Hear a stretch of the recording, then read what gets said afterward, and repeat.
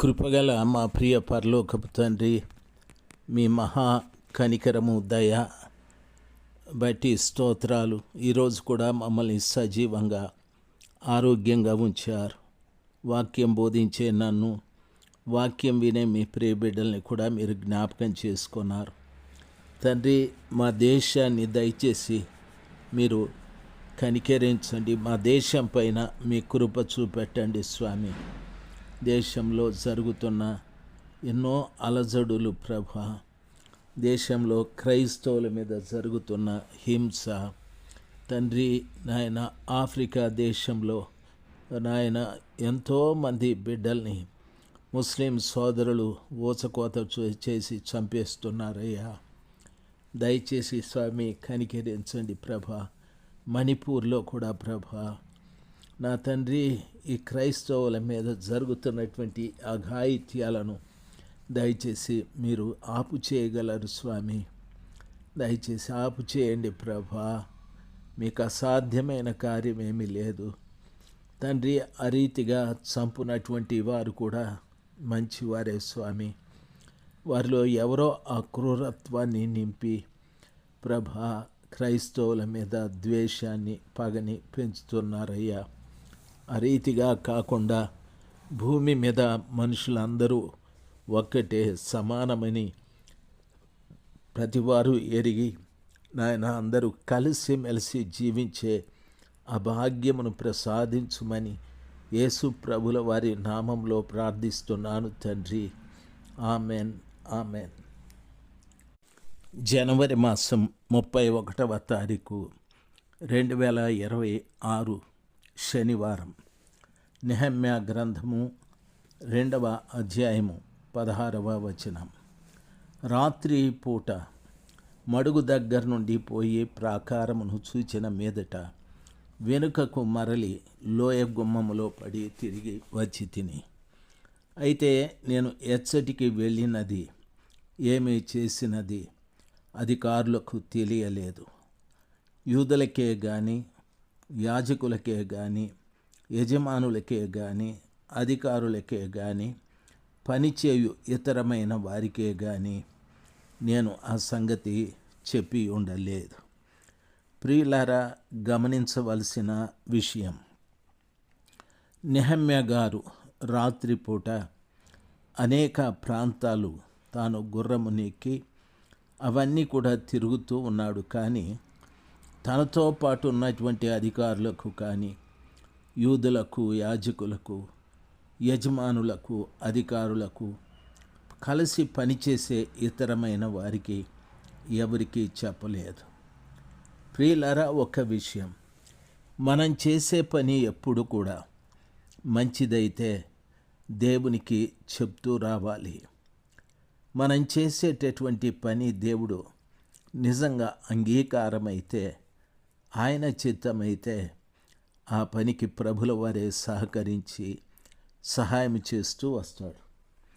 మనం చేసే పని నిజంగా ప్రభుల వారికి అంగీకారం కాకపోతే ప్రభుల వారు దాన్ని ఆపు చేస్తాడు. కొన్ని పర్యాయాలు మనం చేయాలి అనుకుంటున్న పనిని వాళ్లకు వీళ్లకు చెప్తూ ఉంటాం. ఒకవేళ ఆ పని జరగకపోతే వారి ముందు వీరి ముందు తలదించుకోవాలి. ఆ రీతిగా కాకుండా ప్రభు పిల్లలైన మనం ఎప్పుడు కూడా ఏది చేయాలనుకుంటామో అది ప్రభువుకి చెప్పాలి. ఎందుకంటే నీవు ఆ పని చేయడం ప్రభు చిత్తమైతే నీ పని తక్కువగా ఉంటుంది, దేవుని యొక్క సహకారం ఎక్కువగా ఉంటుంది. అది యుద్ధమైనా, లేక ప్రార్థనైనా, లేక మందిర నిర్మాణమైనా, లేక దేవుని పరిచర్య అయినా, ఏదైనా కూడాను, నీ వ్యాపారము కానీ, చేసే వ్యవసాయము కానీ, ఉద్యోగ విషయాల్లో కానీ, ప్రతిదీ, పిల్లల వివాహాల విషయము కానీ, ప్రతి ఒక్కటి కూడా ప్రభువుకే చెప్పాలి. ప్రభు అంతటి నమ్మకస్తుడు ఎవరు లేరు.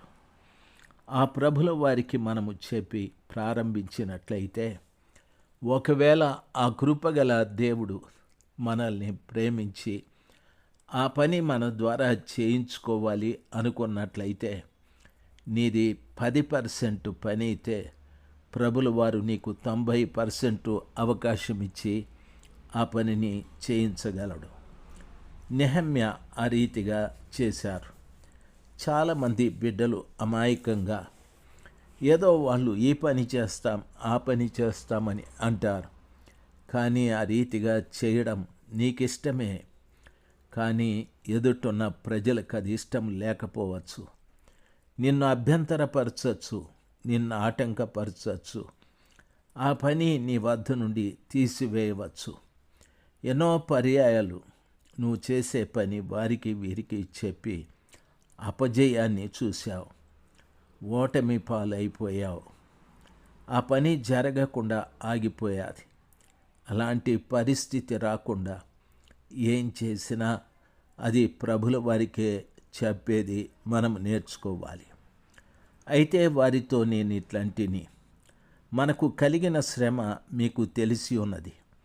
యెరూషలేము ఎట్లు పాడైపోయెనో, దాని గుమ్మములు అగ్నిచేత ఎట్లు కాల్చబడెనో మీరు చూచి ఉన్నారు.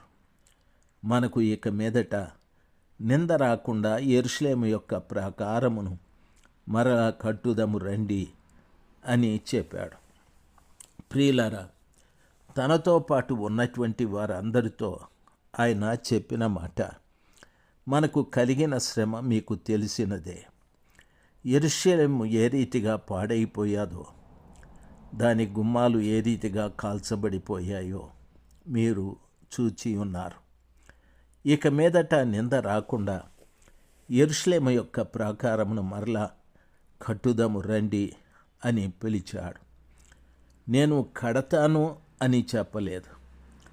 చాలామంది ఒంటరిగా మాట్లాడుతూ ఉంటారు. ఈ చర్చి నేను కట్టాను, ఇతన్ని నేను రక్షించాను, ఇతనికి ప్రార్థన నేను చేస్తే బాగయ్యాది, నా దగ్గర 20 మంది సేవకులు ఉన్నారు, మేము 20 మందిరాలు కట్టాను.